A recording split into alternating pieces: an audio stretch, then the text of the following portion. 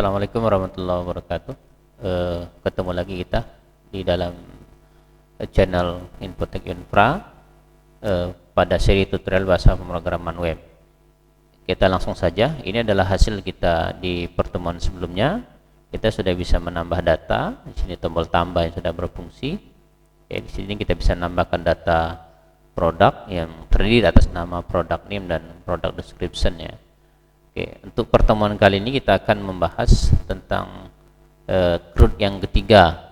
CRUD yang ketiga ini kita akan mengulas sedikit tentang edit data pada codec Knitr 4 ya. Oke, kita langsung saja.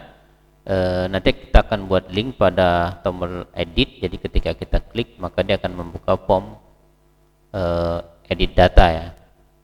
Pertama kali kita lakukan kembali ke Visual Studio Code. Buka controller produk terlebih dahulu. Kita buka controller, kemudian pada controller produk kita tambahkan satu controller lagi untuk edit data ya. Controller produk kita buat function edit ya. Function edit bisa kita ambil dari function tambah terlebih dahulu. Ini ada kita di blok aja, tidak apa-apa. Ini kita copy, kemudian kita letakkan ke bagian bawah di sini ya. Ini saya perbaiki dulu. Paste di bagian bawah, kemudian pada bagian function ini kita ganti dengan edit ya, ganti dengan edit. Kemudian di dalamnya kita kasih parameter adalah product ID. Oke, selanjutnya pada data ya, title-nya kita ganti karena kita sudah menggunakan edit data ya. Edit data produk. Kemudian untuk menampilkan formnya kita gunakan form vEdit ya. vEdit masih dalam folder produk. Seperti ini dulu kira-kira sebuah sebuah function untuk edit data ya. Kita save terlebih dahulu. Kita coba jalankan hasilnya seperti apa. Kita klik tombol edit. Oke, belum berfungsi ya karena kita baru membuat controller saja. Selanjutnya kita buat sebuah file baru di folder produk ya. Kita masuk ke view, ada folder produk, kita buat sebuah file baru dengan nama pedit ya, pedit.php. Oke, pedit.php. Selanjutnya kita buka file list ya, karena di sini fungsi tombol editnya belum jalan ya. Jadi kita buka file list terlebih dahulu, plist.php. Lalu kita tambahkan sebuah link URL untuk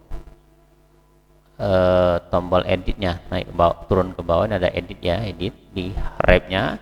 Kita tambahkan sebuah kode untuk akses ke form edit data. Jadi rumusnya sama, kita pakai php echo, kemudian base URL ya, base URL, kemudian dalam kurung kita tuliskan produk garing edit ya, edit, kemudian garing kita tanda petik, tutupnya spasi titik value ya, value, kemudian kurung kotak produk, maaf, dalam tanda ya produk ID. Ini nama file ya, nama file yang digunakan di dalam database. Ya, itu saja ya. Produk ID kayak kita save, coba kita akses, bisa enggak di kembali. Di sini kita refresh terlebih dahulu. Kemudian ya dia base URL product ID value product ID ya. Product ID.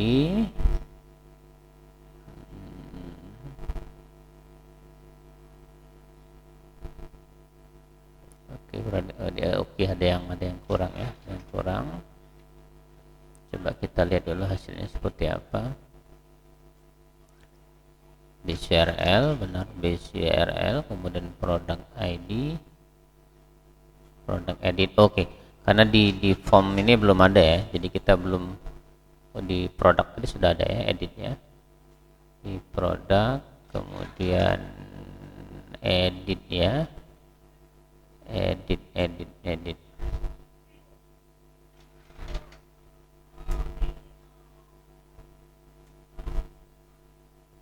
Oke, kita tes dulu hasilnya. Kita refresh saja. Oke, jalan ya. Coba kita klik edit. Oke, maka dia membuka form. Tadi ada kekurangan ini, kekurangan di tanda petiknya saja ya. Oke, ini sudah bisa diakses tapi masih kosong ya, karena formnya belum kita buat. Oke, selanjutnya kita akan mengisi file peditnya ya. Kita buat form edit terlebih dahulu. Caranya bagaimana? Kita copy semua file yang ada di kode pitambah ya. Buka file pitambah, kemudian kita Ctrl A, Ctrl C, kita copy masuk ke pedit, kemudian Ctrl V lagi, maka hasilnya akan sama seperti itu. Boleh di save terlebih dahulu. Lalu kita lakukan sedikit modifikasi ya, modifikasi sesuai dengan keinginannya. Kita lakukan edit, misalkan ini tambah data, kita ganti menjadi edit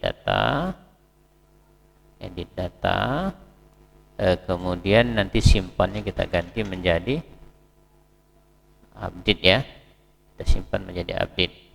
Oke, seperti dulu, kita coba nanti hasilnya seperti apa. Kita refresh, masuk enggak dia ya. Ini edit data sudah bisa diakses dan formnya sudah bisa diakses ya. Nanti product name dan product description. Kalau di edit data nanti data awalnya akan tampil di kotak product name dan begitu juga description akan tampil di kotak description. Seperti itu. Selanjutnya kita akan lakukan penambahan model ya. Kita buka terlebih dahulu produk modelnya. Kemudian kita tambahkan satu function lagi atau satu metode lagi, yaitu metode edit product ya. Kita bisa buat atau boleh kita copy saja dari insert produknya, paste, nanti kita ganti menjadi edit product. Insertnya kita ganti jadi edit product. Kita tambahkan variabelnya yaitu product ID ya. Kemudian di bagian returnnya kita lakukan return this DB table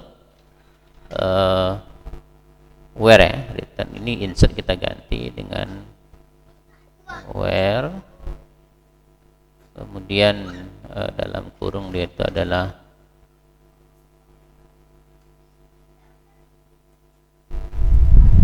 product ID. Okay. Where product ID koma variabelnya product ID. Okay, product ID, kemudian kita pakai get ya, get. Kemudian kita gunakan get row array ya, kita pakai get row array ya, seperti itu. Saya ulang lagi ya, return this db table product where product ID variable product ID dengan tipe get, kemudian kita pilihnya get row array ya, seperti itu ya. Selanjutnya kita akan buka file produk atau controller produk lagi. Ini sudah kita buat di modelnya, yang fungsinya adalah untuk memilih tabel produk dengan memanggil berdasarkan produk ID. Selanjutnya kita kembali buka controller produk, kita tambahkan kode untuk memanggil model edit produk tadi ya. Jadi di bagian edit sini kita tambahkan sebuah variabel lagi dengan nama produk ya.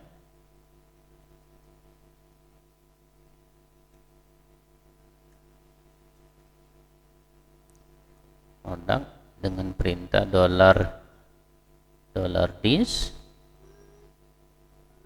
produk model, kemudian kita panggil nama modelnya itu edit product atau nama functionnya, berikut parameternya yaitu product ID. Oke, kita kasih koma seperti itu, kemudian kita save ya, save.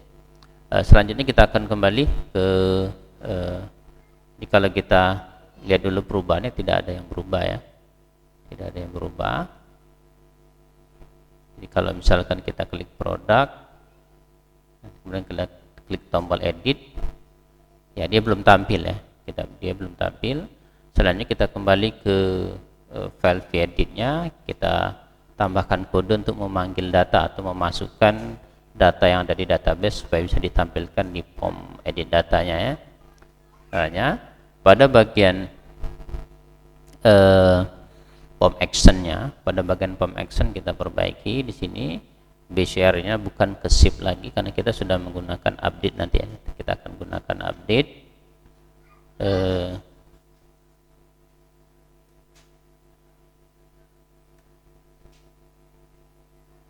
berdasarkan produk ya, update-nya.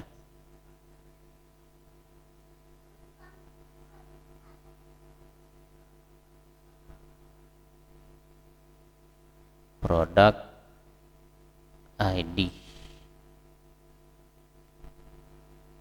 Ya, kita lihat lagi, kita cek lagi di pedit, kita tambahkan BCR product update, kemudian product ID. Oke, kita simpan. Kemudian pada bagian form actionnya, pada bagian form in kita tambahkan sebuah variable value ya, variable value atau value untuk memanggil setiap field yang kita inginkan ya. Di sini kita gunakan fieldnya, kita gunakan perintah BCRL ya.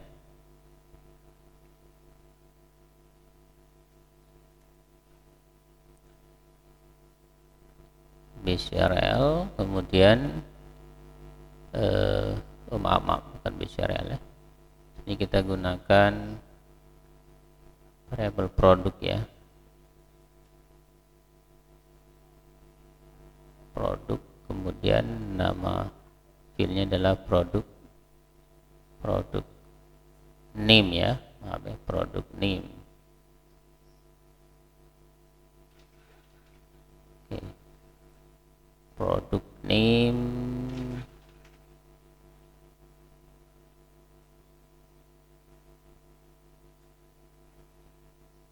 ya, seperti itu ya.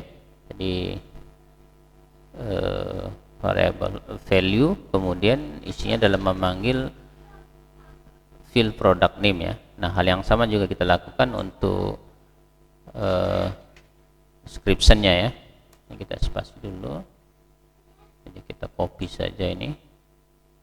Untuk bagian description-nya juga sama kita lakukan. Kita ganti produknya menjadi product description ya. Pastikan jangan sampai salah karena ini berkaitan dengan variable field yang kita buat di database PHP MyAdmin ya. Oke, kalau sudah coba kita shift. Ini seperti ada kesalahan. Ada dua kesalahannya. Input tipe product name value, input tipe product name value. Oke. Produk sama dengan variable produk. Oke. Oh, ini tidak ada, saya maaf, tidak ada tanda ini, tanda kurung. Kosong saja, polos ya. Atau ini juga kita hilangkan bisa nih, karena ini tidak berfungsi karena cukup satu ya, karena tidak ada baris di bawahnya. Oke, kita save. Coba kita refresh hasilnya seperti apa. Ya, ini sudah tampil. Kalau saya coba lagi, kita coba field yang lain. Coba kita ambil yang 5 ya, edit. Oke, ini berarti sudah tampil. Ini yang maksudnya kita ingat, kita sudah memanggil file name yang ada di database-nya ya. Tuh. Selanjutnya kita kembali buka controller produknya, buka controller produk. Kemudian kita akan buat sebuah function baru yang fungsinya adalah untuk mengupdate data yang ada di POM ya. Kita buat sebuah function baru. Maaf, ini kita copy saja yang sudah ada nih. Jadi copy yang sudah ada saja dari function shape-nya. Jadi function shape-nya kita copy. Ini kita letakkan ke bawah, paste ya. Nanti kita lakukan sedikit perubahan. Function shape-nya kita ganti dengan update ya. Update, kita kasih parameternya adalah product ID, karena proses perbaikan datanya berdasarkan product ID ya. Kemudian pada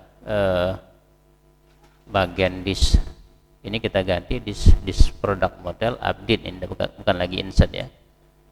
Jadi nanti kita akan juga buat product model, kemudian update update product data, koma berdasarkan product ID ya. Berdasarkan product ID, titik koma, kayak ini saja ya. Jadi kita ganti nama metodenya atau nama fungsinya update dengan variabel dengan parameter product ID. Ini sama nih, tidak ada perbedaan. Request product description. Kemudian pada bagian ini kita ganti update product data product ID. Ini data berhasil diupdate ya, bukan ditambahkan ya. Data berhasil diupdate. Kita save. Selanjutnya kita kembali ke product model, kita buat sebuah sebuah method baru atau function baru dengan nama product update ya. Jadi fungsinya adalah untuk menyimpan data tadi ya. Kita copy, kita taruh di bawah saja, nanti kita perbaiki datanya, paste ya. Kita ganti dengan update product. Oke, update product. Pastikan namanya sama dengan nama yang kita buat di sini ya. Ini update product ya. Jadi kita buat namanya adalah update product dengan parameter $data, product ID. Kemudian returnnya bersama $this debitable product. Kemudian bukan lagi where, jadi kita ganti dengan update ini ya. Update, kemudian data,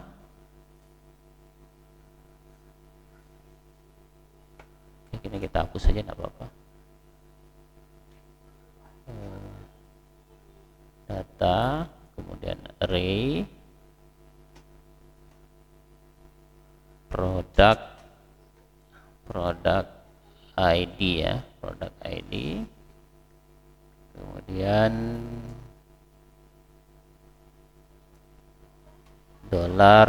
$product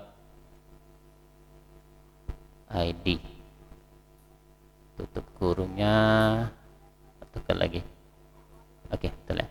Jadi kita ulang, coba return this debitable. Ini fungsinya adalah untuk memilih tabel produk yang akan dilakukan update. Update ini berdasarkan variabel data dengan tipe array dari product ID berdasarkan parameter product ID. Oke deh, coba kita simpan. Pastikan seluruh file perubahan tadi dari produk, pedit, kemudian product model sudah dilakukan penyimpanan. Kita akan lakukan testing akhir ya, apakah dia berhasil atau tidak. Klik menu produk, kemudian kita pilih produk yang akan diperbaiki, misalnya produk name 1. Kita ganti di sini dengan namanya, misalkan lemari arsip ya. Description terbuat dari bahan besi atau baja, misalnya seperti itu ya. Coba kita update,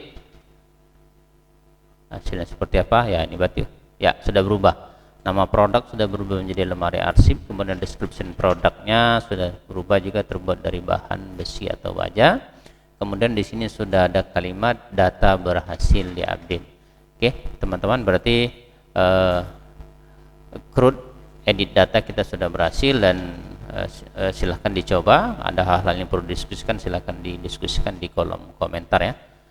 Demikian untuk tutorial kita kali ini. Lebih dan kurang mohon maaf. Assalamualaikum warahmatullahi wabarakatuh.